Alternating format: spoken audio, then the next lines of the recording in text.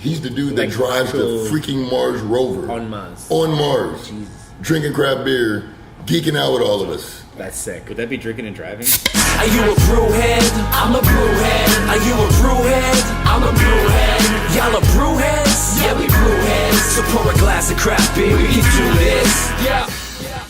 What's good, y'all? This is C Certified Brewhead, and welcome to episode 66 of Beer and Other Shit, the podcast. And we are here in, I guess, Marina del Rey, Technically. Los Angeles, California, at the Firestone Walker Propagator location with Evan, head brewer, and Blanca, marketing and certified Cicerone. Guys, thank you so much for having us. Absolutely. Really appreciate it. This is a super cool spot. Thanks, man. I like it a lot. This is a relatively new-ish location. So we've been, I think this is about a year old. Okay. This whole place, we've been brewing for about a year here. Okay. And I think before it used to be a Gold's Gym. Oh, yeah? So we're actually sitting in what used to be the locker room of Amazing. the Gold's Gym. So I think That's this is sick. a little bit better of a Yeah. situation. Yeah. Upgrade. The opposite health impact, but Yeah, right? I think it's better. Most definitely. So yeah, this is first time here. I'm looking forward to talking to you guys about everything. So this is like, you guys have multiple locations. So I really want to get into like the story and both of you guys as well of how it all started. Sure. Tio from Dope Dank is going to be here at some point. LA traffic is ruining his life, as it does. In the meantime, we're enjoying this pill. So tell us about this one. This is the Pivo Hoppy Pills. Yes, this is Pivo. We started brewing this about 4 or 5 years ago, and it's taken gold medal at GABF 3 years. The first 3 years we brewed it, it was just gold medal for 3 years in a row, and then That's crazy. this past year at GABF it just got a bronze for German Pilsner. Amazing. And it's just like super straightforward, Yeah. but it's got a lot of like a hop kick on the end of it. So it's our Hoppy Pilsner. It's kind of what all the brewers drink when we get off shift. Yeah. We all like, go to the brewery and like to the the bar across the street and just like pound Smash these and go these. home. It seems to be a real consistent thing. Brewers love like the lighter, crisper type of beers, which I find really interesting. And this glassware is sick. I haven't even seen anything really like this. It's like, is it like sort of fluted or something? Like it looks like it's somewhat like it comes out at the top. It does, and then we've actually got these in like 16-ounce glasses too that are even Yeah. like super dramatic too. And it's got the you can see at the bottom it's got a little etched hop on it, and so that's where you're getting all these like bubbles that are always coming out from the bottom of it. Sick. So, That's this really beer, cool. This beer's just beautiful though. Yeah, it's You check fantastic. it out. It's like You can crush these all day. This is dangerous. I just sit here staring at it sometimes. It's like, It's like, yeah, you sexy things. This is amazing. So let's get into the story. So whoever wants to start first, like how did you get where you are? Like how did you? Yeah. Like passing it straight away. So how did you get into brewing, and how did you end up head brewer out here, man? Yeah, I'll start. I got into brewing through home brewing. Of course. So I think I was even like before I was 21, but it was kind of But You weren't drinking it though. no, of just course. making. I was like giving it to Passing my to your- older friends. Absolutely. For Mom and dad, yeah, to help out with homework and stuff. Yeah, it's your chores. Yeah. Evan make the beer, okay. But just a couple of my buddies started homebrewing, and then I did, and I kind of have this like obsessive personality, and I just really got into it, and I also really like drinking, like It and kinda worked out. yeah, so I really fell into it heavily. That was kind of when I was in college, and then I got like a regular job, and I was doing that for 4 years, but then I was still just like homebrewing constantly every weekend, and kind of just looked at my boss and realized like I didn't want his job, and I looked at my boss's boss and was like, I really don't want his job either. So I decided to leave, and I started kind of like interning at a bunch of places. I'm from Atlanta, so I was, yeah. Peace up, A-Town down, where the players play. Son, you off makes you, Yeah. We blast Ludacris in here a lot. I love it. And then I kind of realized if I really wanted to take this seriously and kind of get my foot in the door somewhere like that I really respected, and I'd go to school. So I went up to Siebel in Chicago and did like a 6-week advanced brewing course there. Nice. And then while I was out there, got a job at Firestone, and I Nice. was like, thank God, this is amazing. So And that moved you down to the Paso. yeah, that moved me out to Paso. I literally just had 4 bags on a plane and flew out there and started staying in Amazing. a room with someone. Then my girlfriend moved out a couple months later, and I was up there for 2 years. Nice. Just like worked my ass off up there. That was your first proper brewing job. First proper brewing Amazing. job. That's a good start, eh? Yeah, they built this place, and the head brewer left to go take a sales job selling malt, and they asked the people they were comfortable with to run this place who wanted to go down there, and Nice. I was like, Hell yeah. I was like, dude, let's do it. And You looking so- for a change? I guess was it like a nice switch up from like coming down to LA from So, like, small town? The biggest thing for me was just getting able to do my own stuff down here. So Right. having like a little bit of say in like the type of beer that we get to make, and kind of really like seeing the whole process at once. Like when you're doing up in the production facility, it's kind of like being a line cook, Right. in terms of you kind of get your ticket. You're like, all right, Right. like 3 Pivos, 3 out of 5s, like 3 each Jacks, and you just like. You need to like bang it out. Right. But I really wanted Not to, that much room for experimentation out there. I guess Yeah. it's just like it's such high demand and such. You just got to crank out the. And I mean, we've got guys who are way smarter than me up there who are like figuring out like the beers to make, and Right. like what's, so. But yeah, I just got to come down here and kind of like put my own little personal touch on everything, and I Fantastic. still get to keep up in touch with up north, and yeah, I'm like super stoked to be down here. That's sick, man. So, yeah, Really cool. Yeah, Very, thanks. very dope. yeah, appreciate it. Love it. Blanca, how did you become? I mean, marketing is gangster and all, but the certified Cicerone is super, super cool. Right. So I went to college in Portland. So when I was drinking Oregon or Maine? Oregon. So I was spoiled all throughout college with microbrews, what they called it at the time. And I thought it was a normal thing to be able to go to a pub and get the locally made brown or amber ale. Came home to LA after college and I was like, what? What's going on here? The best craft beer available was like Stone and Firestone, Anchor and Sierra Nevada. Right. So I kind of started seeking out like the best beers, and slowly over time the LA beer scene started to develop. And I was stuck in an office job that I wasn't happy with, and around the corner Stone Brewing opened up a tasting room, Pastina, and I just kind of applied for it. Didn't think I would hear back. Ran into Greg Cook at a beer fest. We were drunk, and I was like, hey, I just applied to work for you. He's like, yeah, email me. And he was able to help me get an interview because, you have hundreds of people applying. Imagine, yeah. So I was able to land a job with them.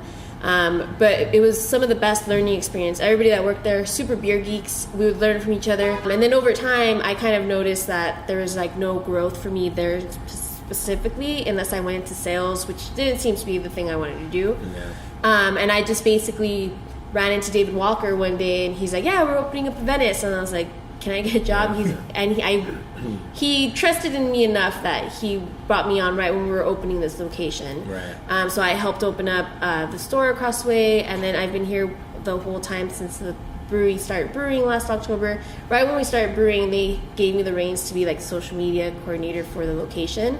And then I started doing more events. Amazing. And now I'm trying to develop like a beer education program to kind of go back to being, using my certified Cicerone status for good. Right. And trying to educate the staff and stuff. So it's really been kind of a passionate journey for me, just kind of following what I loved.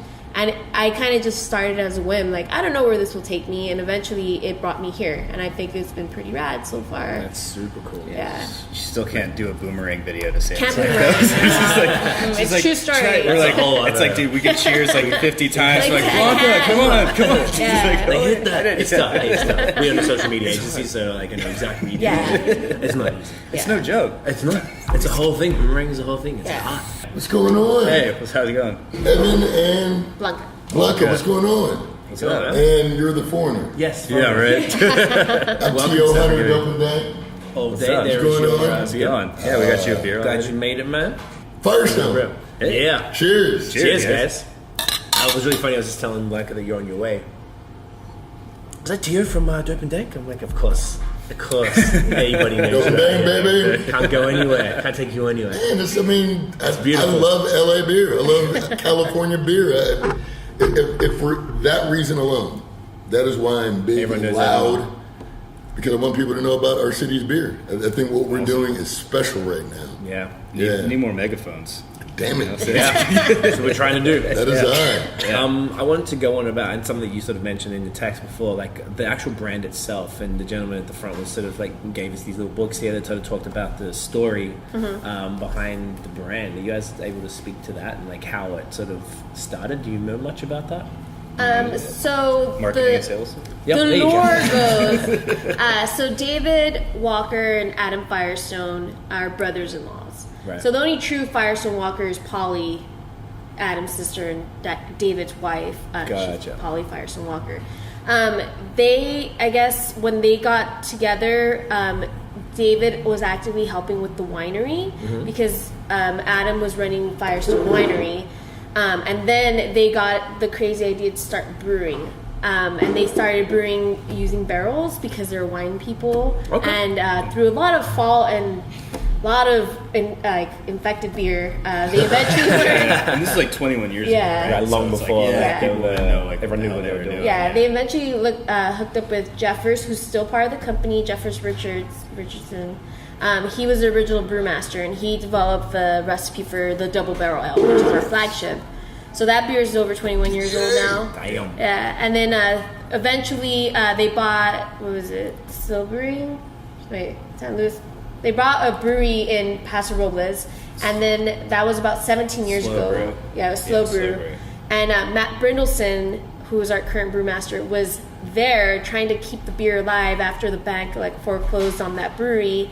Matt would still go in and try to keep his beer alive, and then David and Adam bought the location, and they found Matt, and they're like, what's this guy doing? Like, what do you mean you're trying to save the beer? And I think that's when they really changed the direction of the brewery, having somebody so knowledgeable and passionate like Matt. That's cool. And then David and Adam being really great businessmen, and David himself just being very personable, he basically is the representation of the Firestone brand. And then, over time, like Evan was saying earlier, we're basically kind of not trendsetters, but, we just make really great beer. Like Pivo. Trendsetters. Go on and own that. Yeah. That's the truth. I mean, it's like anything that we've done well. Like one of our latest big hits has been 805. It's our biggest selling beer. It's just our blonde ale, but we do it great. It's starting to outsell Corona, Modelo, hitting the Latino market, which I'm super excited about.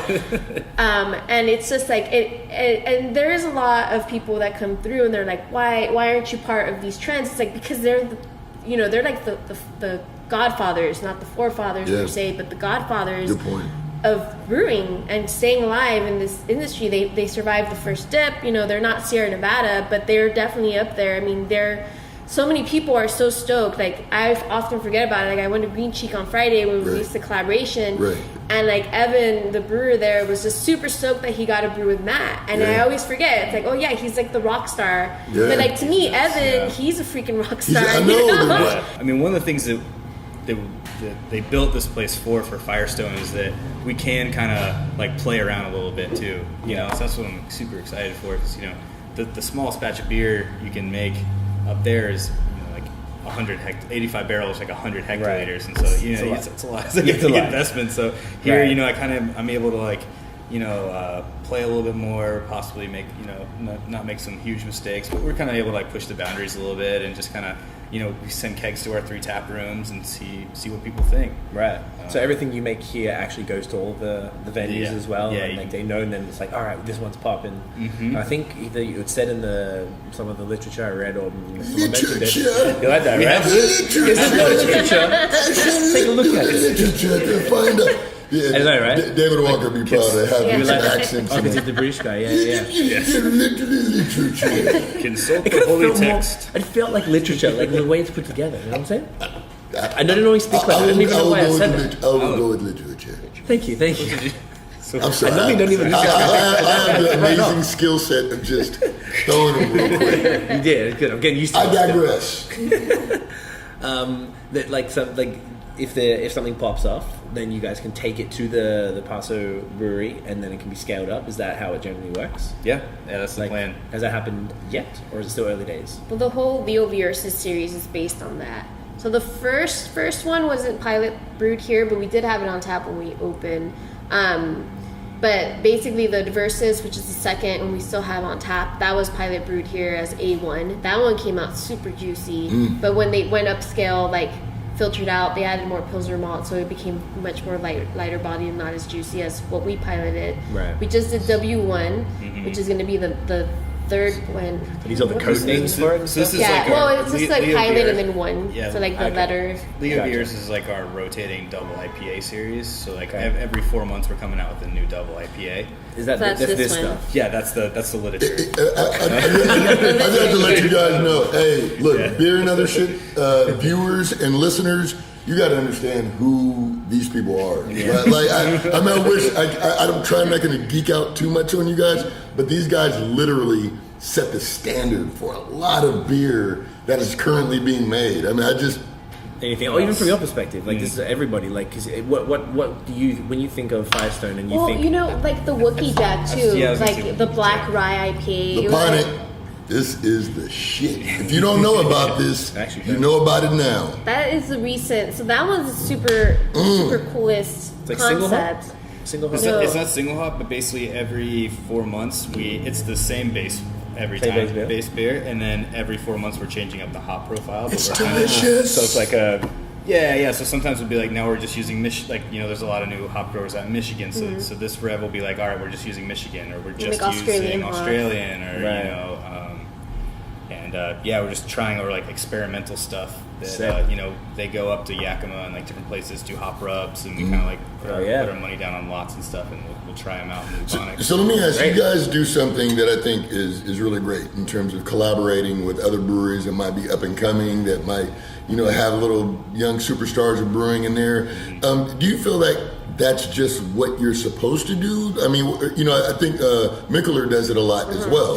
Everywhere they go, that is the first thing you see them doing is running to collaborate, and I think that is amazing. I really appreciate that. If you could speak on that a bit. I don't think that's something that we feel like compelled or like that we're supposed to do at all. I think like you get down and you have a brewery, and the first thing you want to do is go hang out with other brewers and do shit and brew beer. I think 90% of us started as like home brewers and stuff, and let me see what that is. So selfish? I think Are you CIPing? Are you CIPing right now? But if you look at the significance of big beer specifically spending millions of dollars to keep people of color in a box. Very specifically. They don't do that for anybody else except for maybe lower income, white people, in the Midwest, Lone Star, other beers like that. But very specifically, the 40 ounce was created for people of color to abuse, period. So I just think it's a really special thing to see this community, gravitate to craft beer. And, again, what do you feel like? Do you feel like there is a reach back? Do you feel like there is acknowledgement from craft beer and or Firestone Walker in that movement? I think the way that I see it is that it's very cheesy to think about it that way. It's like it doesn't see color, like beer doesn't. Like people are just, it's like the beer is made for the consumer. The consumer can be whoever it wants. But I think that over time there's been a lot of like pigeonholing, like only this kind of person drinks this beer, and that's what the market tells you, the market research tells you, so that's what you focus on. And now, especially with this beer community that we're developing in LA, you're seeing that it's not the case. It's just like this one hipster bearded guy that's drinking your beer. It's everybody. Yeah. It's women, it's men, it's like all kinds, like especially, you mentioned Stone Pasadena. That was just like, what the people that would show up there on a Friday night was the range of Super everything. range. Like Right. gay community, every ethnicity, tourists. You Yo, you just saw I met the everybody. dude that drives the Mars rover. And forget, I mean, he's The like Caltech this. and JPL people. Yeah, and he's a little Mexican kid with a mohawk. But I'm curious of what are you doing things more to be available in communities that wouldn't have your beer otherwise? I honestly see 805 billboards all over South Central and East LA. I remember one of the first times, because I live in East LA, I saw like David was on a billboard.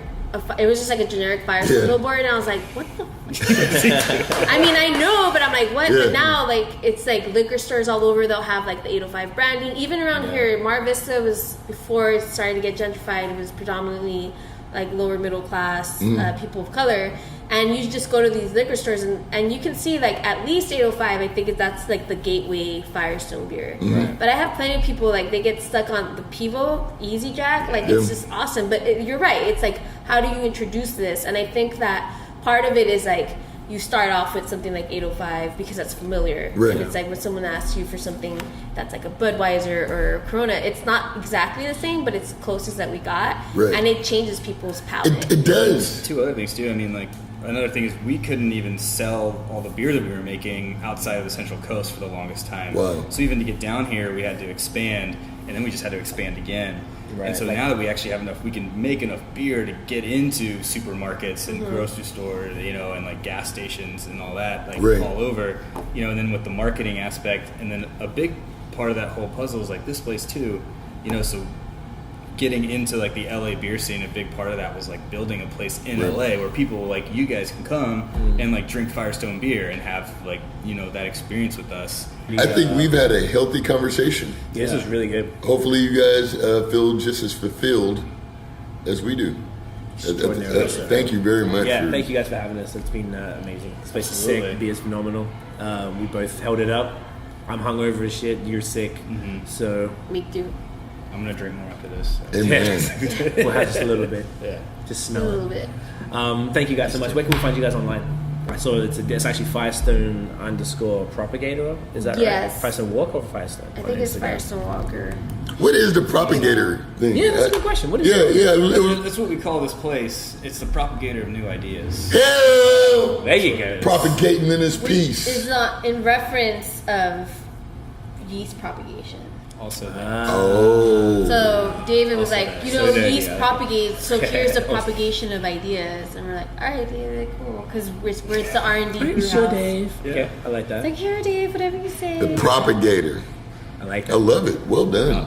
Yeah. So online, is it just FirestoneWalker.com? Yeah, it's Firestone Walker _Propagator for the Instagrams, Instagram. and then Perfect. for the website's FirestoneBeer.com. FirestoneBeer.com. Perfect. So check them out.